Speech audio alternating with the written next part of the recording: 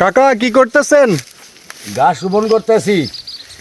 এই যে ঘর আছে না, হ্যাঁ হ্যাঁ একটা মাটি রোপণ করলে হয়ে যায়। কাকা, আরেকটা বিষয়, এই যে আমরা দেখতে পাচ্ছি যে গজরা থেকে কৃষ্ণপুর যাওয়ার পথে এই যে স্নিগ্ধ অনেকগুলো তাল গাছ, এই তাল গাছগুলা কে রোপণ করছে জানেন কিনা? তাল গাছ রোপণ করছি আমি নিজে। ও আচ্ছা আচ্ছা, এই তাল গাছগুলো আপনি নিজে রোপণ নিজে করছেন? রোপণ করছি মানুষের ছায়া দেওয়ার জন্য। আচ্ছা, এগুলা কত বছর আগে লাগাইছিলেন? প্রায় 30 বছর আগে।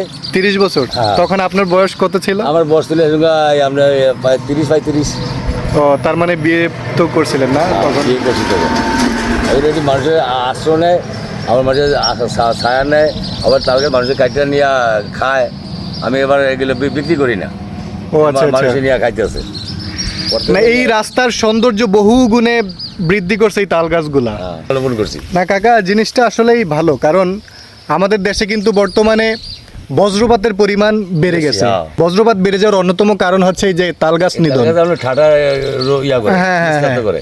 আমি লাগাইছি 100 গাছ লাগাইছি আল্লাহ বাঁচিলে। হ্যাঁ, আলহামদুলিল্লাহ আলহামদুলিল্লাহ গাছ আমার ওটি গাছ আমার নিজের। আলহামদুলিল্লাহ। আল্লাহ হাফেজ।